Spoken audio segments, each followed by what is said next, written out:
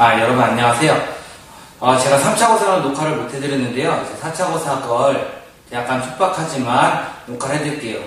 전체적으로 예상하는 건 시간 파일을 전체적인 이 파일에 다, 그러니까 4단원이 아니라 그 6단원, 그 다음에 7단원은 시험 범위가 아니고 8단원인데 여기 초반까지 해서 8단원은 제가 녹화를 하지 않을 거고요. 예전 파일을 드릴 거예요. 그것도 충분하니까 아마 보시면 될 거고요. 이번 6단원은 전해질하고 이온인데 이거에 대해서 한 전체 파일 수가 한 2시간? 혹은 3시간 정도 되는 파일이니까 한번 시험이 맨 마지막 날이거든요. 열심히 공부해 보도록 합시다. 첫 번째 단원의 소단원의 제목이 스탠드에 전류가 흘러 불이 켜지게 하는 건 뭘까? 여러분들 수업 시간에 아니면 집에서 이제 스탠드를 딱 눌렀을 때 불이 딱 켜지는 그런 스탠드가 있어요. 위로 딱딱딱딱 하지 않고요. 동그란 금속이 달리는데 딱 불이 켜지는 거. 이런 것은 보통 인버터 방식이라고 해서 전기가 통하는 것이 전기가 더 통하면 불이 켜지고 다시 한번 통하면 불이 꺼지고 그렇게 하는 건데 그 이유는요. 전류가 흐르기 때문에 그래요. 근데 동전 딱 찍어도 되고요. 사람 손이 딱 해도 돼요. 그 소리는 사람 손에 전류를 흐르게 할 수 있는 것이 있다라는 뜻이거든요. 여러분들 이 소단원의 그림을 딱 보면 287페이지에 있는 그림을 보면 전류가 흐르는 원인들이 나와 있어요.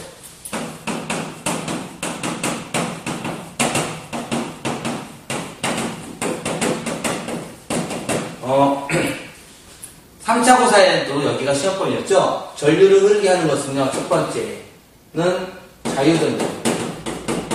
우리는 이 자유전자가 전류를 흐르게 해서 도체는 일반적인 도체, 예를 들어서 금속이나 아니면 이런 것들, 금속, 철, 니켈, 아니면 구리 이런 애들은요 도체이고요. 자유전자가 있어요.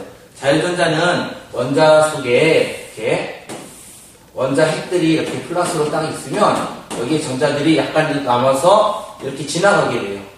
전자가 이렇게 지나가는데 이런 전자를 지나가는 것을 자유전자라고 하고 전자가 이쪽으로 지나가면 이렇게 전류가 흐른다라고 배웠거든요.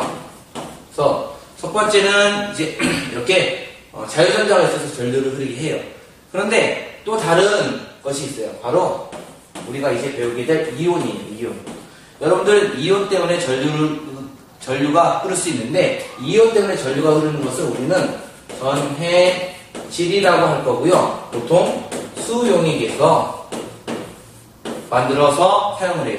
수용액 속에 이온이 존재해서 돼요. 그림을 그려보면 이런 그림을 그릴 수가 있죠.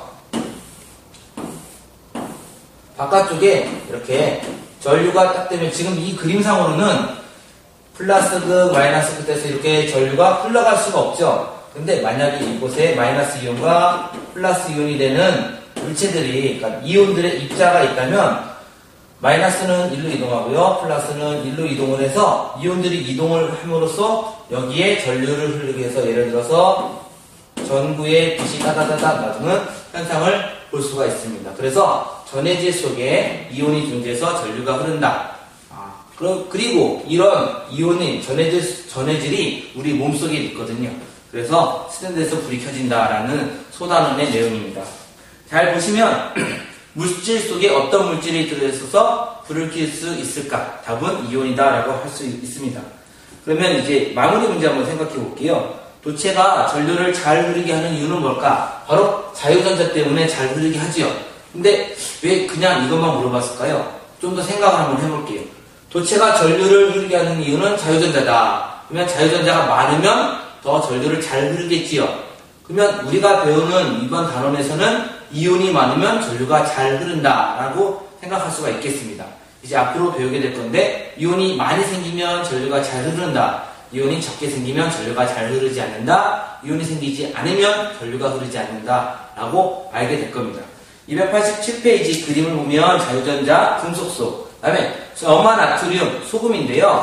이 염화나트륨은 어떻게 이온으로 구성이 되어 있는지가 그려져 있고요. 그 다음에 설탕은 이온으로 구성되어 있지 않는 공유결합 물질이에요. 그래서 설탕 분자들이 연결이 된 것을 그림으로 볼 수가 있습니다. 제가 파일을 바꾸지 않고요. 두 번째, 전해질과 비전해질을 구별해 보기 소단을 볼게요. 전해질과 비전해질을 구별해 보기는 아주 쉬운 실험입니다. 전해질과 비전해질을 구별한다. 어떻게 실험했냐면요. 이렇게 어떤 수용액을 준비하고요. 여기 이제 기계를 넣는 거예요. 이 기계는 아까 전에 제가 그린 거랑 똑같은 기계예요. 불이 들어온다 안 들어온다도 확인할 거예요. 전류를 넣고. 그래서 여기에 불이 들어오면 얘는 불이 켜진다. 그러면 얘는 전해질이다 라고 알 수가 있고요. 그 다음에 불이 꺼진 상태를 유지한다 라고 하면 비전해질이라고 알 수가 있는 거예요. 그 소리는 전해질 물질이 무엇이고 비전해질 물질이 무엇인가 라는 겁니다. 289페이지에 실험을 할 물질들이 적혀 있습니다. 설탕이 적혀 있고요. 그 다음에 염화나트륨이 적혀 있고요. 그 다음에 비타민 C 적혀 있고요. 포도당 적혀 있고요. 여러분들 아마 3차 고사 때 여기가 시험범위였으니까 아마 알 수 있을 거예요. 가루, 비누가 적혀 있어요. 답은 간단합니다. 설탕은 비전해질입니다. 비전해질. 염화나트륨은 전해질이고요. 비타민 C도 전해질입니다. 포도당 비전해질이고요. 그 다음에 가루, 비누도 비전해질입니다. 그러면 불이 켜졌다. 이거는 불이 안 켜지고요. 불이 켜지고요. 불이 켜지고요. 안 켜지고 안 켜지고입니다. 그런데 왜 비전해질인 건 불이 안 켜지니까 딱 끝나는데 전해질을 두 개 놨냐면 염화나트륨은 얘는 밝은 빛입니다. 밝은 빛. 아주 빛이 잘 나고요. 얘는 약한 빛입니다. 그 이유가 또 나와 있습니다. 290페이지에 나와 있는데요. 전해질과 비전해질에 어떤 것이 있을까? 먼저 전해질의 뜻이 나와 있어요. 전해질 어떻게 되냐면 물에 녹아서 수용액으로 되었을 때 전류가 흐르는 물질이다. 그래서 우리는 전해질의 뜻을 정확히 이해하고 외우면 도움이 되겠습니다. 물에 녹아서 한마디로 수용액인데요. 수용액이 되었을 때 전류를 흐르게 하는 물질을 우리는 전해질이라고 합니다. 그 소리는 염화나트륨은 물에 녹아서 전류를 흐르게 하니까 전해질이다. 그러면 전해질의 반대말이 비전해질인데요. 이 비전해질은 아니다, 전해질이 아니다라는 뜻이고요. 설탕이 대표적이죠. 물에 녹았는데 전류를 흐르게 하지 않으니까 비전해질이다라는 뜻입니다.